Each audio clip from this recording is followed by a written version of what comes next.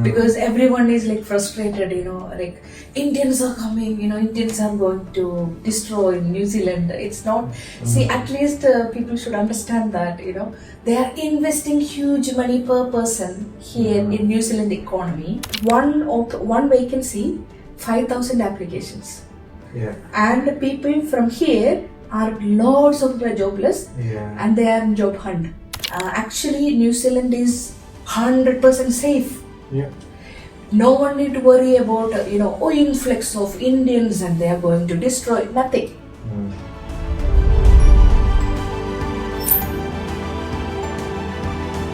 Hello once again, friends, and welcome to the next episode of the KETS podcast.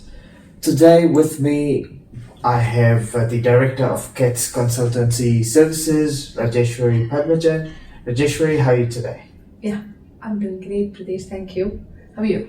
I'm good, thank you. And I'm excited for our conversation today. And what we're talking about today is the signing of the recent free trade agreement, the New Zealand-India Free Trade Agreement, FTA, that has been recently signed, and the impact of the FTA on the pharmacy sector in New Zealand. Yes. And more specifically, Rajeswary, my first question to you would be, how do you see this FTA impacting the migrant pharmacies in New Zealand? Okay. When you look at FTA, I would like to start from what we are seeing recently. Because FTA signed, lots of Indians are coming, and there is the fears in here that these people will be flooded, and then it will be like they will be snatching jobs of New Zealanders. And looking at that and the fears, and then lots of racist comments and coming up, and there is lots of friction is going on.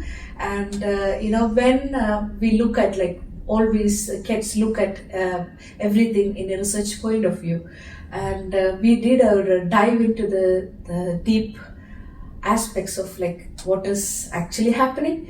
And we would like to say, I personally want to support the free trade agreement. Okay. Because this is my statement from what we are experiencing. Right. Because being KETS, the consultancy services and training organization for pharmacists, overseas pharmacists, we are getting lots of queries. Students, that there is booming industry now in India. Like, okay, guys, New Zealand is the opportunity, go there, and 5,000 free visas, like, fast tracked for student visas. So people are like, that is a fast process, and everyone is influenced by that. Right. So those who are pharmacists, and overseas pharmacists, they want to come here. Obviously, like, people are like attracted to student visas. Okay, so recently 5 candidates joined to KETS who were processing the student visas, and more people are inquiring. Right. Okay. So the 5 that you mentioned, they independently by themselves from India applied for the student visa to come to New Zealand and pursue the pharmacy studies and obviously get the qualifications here. Yes. And they then decided at some stage it's not working, it'd be better to come with KETS, right? No, it's not like that. Okay. They definitely get the student visa somewhere. Right. And I always ask them, like, where did you get the offer letter from? And then they are telling some kind of schools or like Polytech, and I'm like, I don't even heard of that, Where is it, Okay. Yeah, I'm seriously happy. We heard about University of Auckland mainly, and AUT, Auckland University of Technology, and Victoria University, then the Otago University, and like some other Polytechs, but I never heard of like lots of like Invercargill, something in Invercargill, something in Palmerston North. Nelson, something in Nelson. I never heard of, A pharmaceutical study. No, it's not. No, Yeah. it's something related to health. Oh, anything. It's something, something related to health. So they have, it's an entry ticket, and this thing was working long before. Right. Because people can come here and bring their dependents, and they can study and they can do part-time job, and their spouse can work full-time, and it's a good dynamics. Right. Okay, economically, they can back them up. Right. But now this is where I'm coming to the point, because they were coming because recently I got an enquiry from a PhD scholar from University of Auckland. Right. Yeah. So she want to be in the industry, but she's not getting any job opportunity. Okay. Yeah. So this I know, if you are doing PhD in University of Auckland, definitely you will get jobs. Qualification wise, you've got. I mean, she just started. Right. Yeah. So the thing is, why she's worried, because her spouse is not getting a good job. Right. Okay, so it's hard. So then I started, seeing different cases. I started searching, what actually happening, and then what I can see is, okay, what's the status of New Zealand right now, Correct. economically? Okay, we are seeing lots of redundancies, and there are lots of organizations shutting down, and I have seen recently McCain, the frozen veggie. Oh yes. Yeah. Yes. Their Christchurch, Hawke's Bay, and Auckland, the warehouses shut down. Oh wow. Thousands of people lost jobs. Wow. And then there is similar kind of the dairy, something. So the lots of warehouses and bulk of people, thousands of people lose job all of a sudden. So we should understand that, those people who are coming from, this is why I don't support the trade agreement, because the trade agreement should be mutually benefited. Absolutely. Right? Yeah. Right. So, but New Zealand is offering, free trade agreement to India, and New Zealanders are worried about, they're coming and taking their nothing. Okay, so we should understand the dynamics. Correct. Here, I'm asking what New Zealand has to offer. Nothing. Yes. Because people, one vacancy, 5,000 applications. One vacancy is advertised, 5,000 applications. Yeah. And people from here are lots of people jobless, and they are in job hunt. So do you think someone coming from other country and applying for the same job, so someone from local with experience will be hired, or the fresher will be hired? Of course, the local, right? Local will be hired. Local will be hired. People. Yes, absolutely. Yes, absolutely. I mean, it's not just the look after; it's just they knows. They knows the thing. They knows how to work, how to do this. They know their people. They know their the culture of the country. Yes, so to speak, yes. right? This is what I think. Okay, and if someone from a fresher, so they have to teach them everything. They have to invest their time and energy and everything until they are trained. So if they hire a local, they definitely the experienced hands are here. So I don't think they will hire a fresher.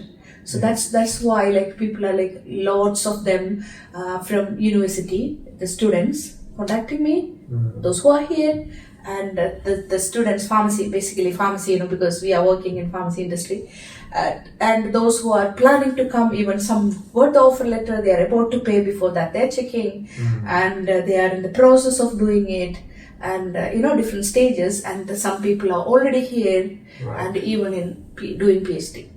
Okay, right. So this is what I am seeing.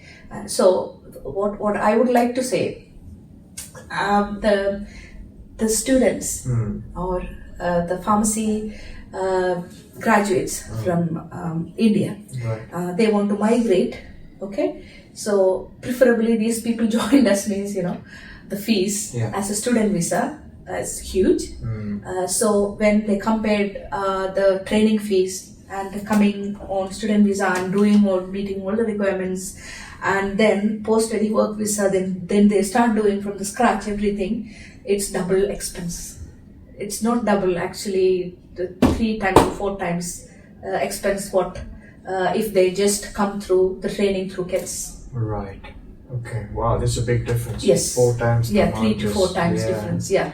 So like then they decided to join us, and they started the process, and so I would like to say, from all this, analyzing all this, the free trade agreement is benefiting New Zealand.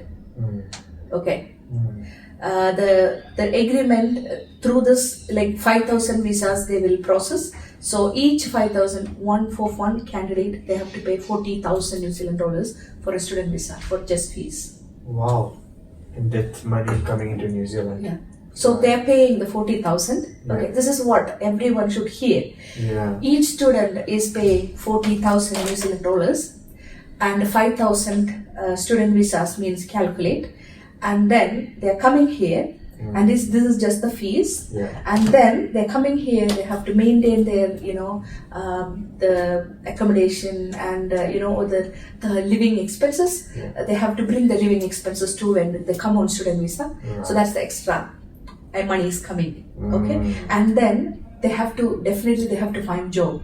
Okay, their spouse, at least their spouse or them, has to find a job. So it's not easy, and even if they find the job they do, the taxes going to the government. Okay, both of them. So they are contributing.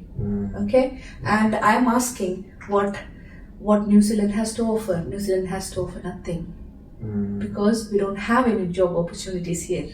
Right. And without job opportunities, they have to, after they finish the visa, they have to go back.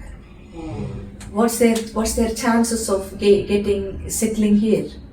There is no chance. So even when they get the student visa, even when they have spent 40,000, even when they have done all the hard yards with accommodation and finding, settling into this country, it all takes money. We know it takes money. Investing. At the end of it, it still doesn't guarantee them that you finish this, you'll get a job. No, that's the thing. That's the thing. Yeah. That's the thing. And what I'm hearing is, you explain quite a lot of things, right? In this, but to me, what I'm saying, or listening, or hearing is, for a student pharmacist or coming on student visa into New Zealand, and compared to those who are here, there's a lot more work that is being put by a migrant pharmacist to be in New Zealand, if in the same position as a local would. Apart from the spending, there's a lot of exams to be done. There's settling families, settling to a new culture, and of course finding accommodation, which we know is so difficult. So it's not that there's this 5,000 vacancies or 5,000 opportunities for students to come. That it's just they're not just coming to flood our market. They're coming. If they are coming, when they are coming, there's a lot of spending they're doing. There's a lot of hard work. There's a lot of sacrifice that's already been put in. Yes. So, I'm just looking at it one aspect of things. So there's a lot put in to just be standing in the same position before you apply for a job compared to the two. But then the second part is, which you mentioned, is the costs. There's a lot more cost as an individual they are trying to put in, as opposed to, and this is where I put in KETS Consultancy services, where our training is more refined, and what we assure those graduates who are coming, apart from being 1/4 the cost of you coming by yourself, is the guidance that we provide. And our process will have you come through each step with someone guiding you. And how to fit into this culture, plus how to sit these exams. So, for me, if I was a student pharmacist in India wanting to come to New Zealand, there's just no two ways of coming individually. I'd rather choose you because one, it's 1/4 the cost. Two is I personally have the reassurance that I'll have a team who will guide me, who will be there to support me through my challenges, who will be there to help me settle into a foreign country, Yes. and also help me be placed after my studies.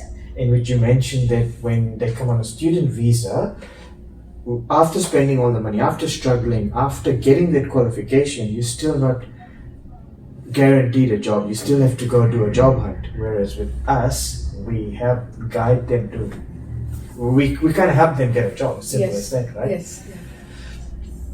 So why would someone come by themselves? I mean, that's just simple as that. But thing, I would like to say, I don't know. Like, I mean, it's people can laugh at this. People are thinking Christopher Lexon is like selling New Zealand, but it's not like that, guys. New Zealand is safe in Christopher Lexon's hands.